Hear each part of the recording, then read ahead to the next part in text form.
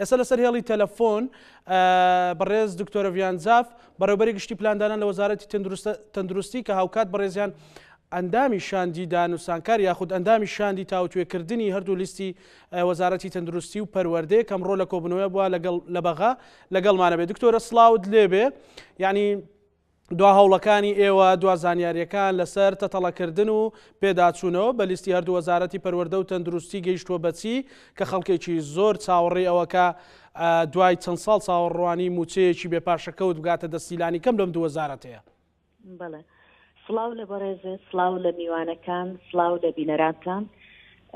ئەوەی ڕاستی بێ ئەو کۆبوونەوەی ئەوڕۆ ئەنجامماندا لە بەغدا تەواوکەری کۆبوونەوەکەی پێش 2 هەفتە بوو و هەروەک ئاماژەمان پێکرد بوو پێشووتر کۆبوونەوەکان بەردەوام دەبن تاوەکو وردبینی ئەو لستانە کۆتایی پێدێت و دەگەین بە ئامانجەکەمان ئەوەیە دابینکردنی موچەخۆرانی هەردوو وەزارەتی تەندروستی و پەروەردەی حکوومەتی هەرێمی کوردستان.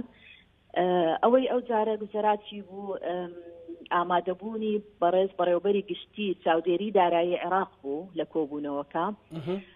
هاوکات ئەوان هەستان بە تەرخانکردنی 16 بەڕێز وردبین لە حکوومەتی ناوەند بۆ ئەوەی بێن ئەو 16 بەڕێزە کران دابش کرانە سەر 4 لژنە دوانیان تایبەتە بە وەزارەتی تەندروستی، دوانیش بۆ وەزارەتی پەروەردە. بڕیار وایە هەفتەی داهاتوو سەردانمان بکەن و سەرەتا ئەوان دێن بۆ دیوانی هەردوو وەزارەت و لەگەڵ ئێمەدا دەنیشن داواکاری خۆیان پێشکەش دەکەن ئایا دەیانەوێت لەکوێ دەست بە وردبینی بکەن، لە دیوانی وەزارەتە، لە دیوانی فەرمانگە تەندروستیەکانە، لە هەموو شارەکان، لە نەخۆشخانەکان، لە بنکە تەندروستیەکان. ئەوان وردبینی دەست پێ دەکەن و ئێمە تەواوی ئاسانکاریان بۆ بکەین. دکتۆرە یعنی ئەوان لە لیستەکە گەیشتونە قەنەعەتێکیان لەسەر لیستەکە بۆ دروست بە کە ئێوە لیستی دوای بایۆمەتریتان بۆ بردون، دوای پرۆژەی بایۆمەتری لە ناو فەرمانبەرانی حکوومەتی هەرێمی کوردستاندا ئەنجامدرا، ئێوە ئەو لیستەتان داوەتە ئەوان. ئەم لیستە کۆتایی پێهاتووە، جارێکی تریش بیانووی ئەوەیان گر کە بە کوردیە ئەمەش کۆتایی پێهاتووە، ینی ئەم گرفتە تەکنیکیانە کۆتایی پێهاتووە؟ بڵێ ئەو گرفتانە هەمووی کۆتایی پێهاتووە کە وەسف و باسی بایۆمەتریەکەشمان کرد کە ناوی سیانی تێدایە، ئیتر تەسکەرە بڵین ئەحوال مەدەنی مەتەلەن ناوی دایکە، ئیتر ناوی دووبارەی لێ دەتوان لێ دەکەن، کۆدی فەرمانبەرانی لێ دیارە. ئەو شتانەیان زۆر پێ باش بوو، ئەوان هیچ گرفتیان نەبوو. ئەو جارە زۆربەی بەڕێزان پێداچوونەوەشیان کردبوو بە لستەکان، بەڵام بەنسبەت چاودێری دارایی ئەو بە باشی زانی کە لە ڕێگەی لیژنەکانەوە وردبینی بکەن هەر لە هەرێمی کوردستان. بۆ نمونە ئەوان وتیان ئێمە عەیینە وەرەگرین، سامپڵ، یعنی نمونەیەک لە قائمەیەک بڵین چەند ناوێک هەڵدەبژێرن و داوای مەلەفەکە دەکەن، وردبینی خۆیانی تێدا دەکەن، بزان ئایا موچەکەی چەندە ساڵی دامەزراندنی، بزانە ئەو شتانەی کە خۆیان پێیان باشە. ئێمە پێیانمانوت فەرمونون هەر کاتێک دێن بەخێر بێن و تەواوی ئامادەکاریشمان کردووە. ڕۆژی یەکشەمەش بەنیازین لەگەڵ هەموو بەڕێوەبەرانی ژمێریاری و وردبینی و میلاکات لە هەموو فەرمانگە تەندروستیەکان کۆبوونەوەی بکەین بۆ ئەوەی خۆیان ئامادە بکەن بۆ هەر سەردانێکی ئەو بەڕێزانەی کە دێن بۆ هەرێم. بەڵێ بەپێی زانیاریەکانی بەڕێستان ئەوان ئەو لیژنەیە مەماتەڵەکردنێکی سیاسی و ئیداریە یاخود بەجددی دەیانەوێت بە تەواوەتی بگەنە قەناعەتێک، پێت وایە ئەو وردبینیکردنە لە هەرێمی کوردستان چەندە خایەنە، ینی بەپێی قسەی ئەوان؟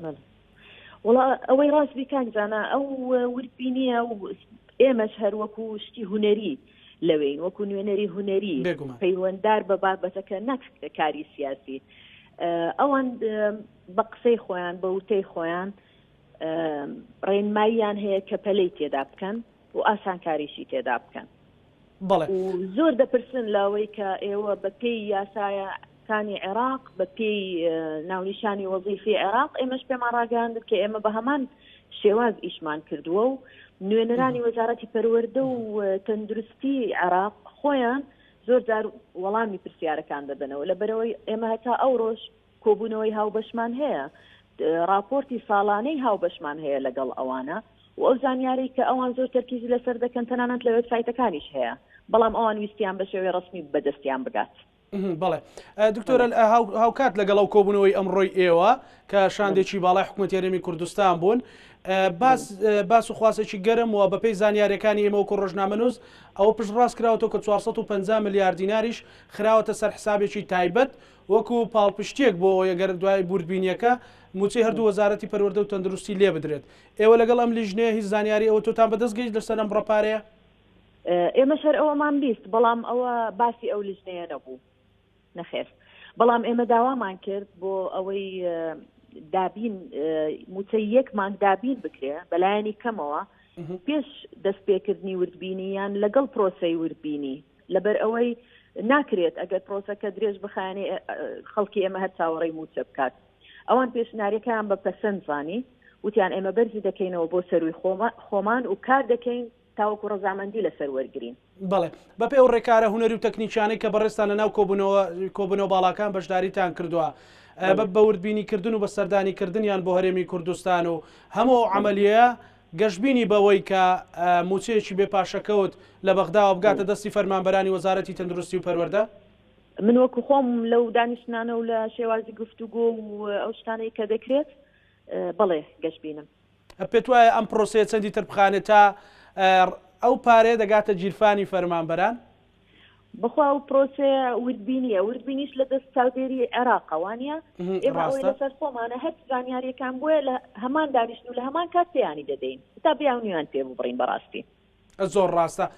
دوا کۆمنتی بەڕێستان من دەمەوێت شتێک بڵێم ئێمە کۆبوونەوەکان بەردەوام دەبی ئەوەی ئێمە دەیکەین تەنها کار ئاسانیە بۆ ئەو لیژنانەی کە دێن و پشتگیریەکی تەواوی موچەخۆرانی هەرێم دەکەین و هەموو هەوڵێک دەدەین بۆ ئەوەی موچەکە دابین بکرێ بەڵام دەبێت تۆزێ سەبرمان هەبێت لەبەرەوەی وردبینی پرۆسەیەکی زۆر ئاسان نییە ئەو داواکاری ئێمە کە دابینکردنی موچەیەک بەلانی کەم تاوەکو پرۆسەیەەکە ئەو دەکرێت دلیلی ئەوەیە کە ئێمە پشتگیری لە مافی هاوڵاتیانی خۆمان دەکەین و بەردەوام ئەمە ئاسانکاری دەکەین و هەر زانیاریەکیان پێویست پێیان دەدەین و دکتۆرە هەرچەندە دوا کۆمنت بوو بەڵام بەغدا هیچ مەرجێکی تعزیزیان مەرجێکی قورسی هەیە لەسەر کە بتوە مەسەلەن لە هەردوو قایمەکە جێبەجێ نەکریان وەزارەتی پەروەردە و تەندروستی نەتوان جێبەجێ بکەن؟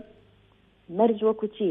مەرجێکی قورس بێ مەسەلەن بڵێن ئەمە لە ڕێگەی ئەو ستانداردە عالەمیەکان و ئەو کۆمەڵێک باس و خواسە بوو کە بەپێی ئەو شارە چەند دانیشتوو هەیە ئەمە نە دکتۆر و کارمەندی تەندروستیانەوە دە مامۆستا و مۆزەفی هەبێ؟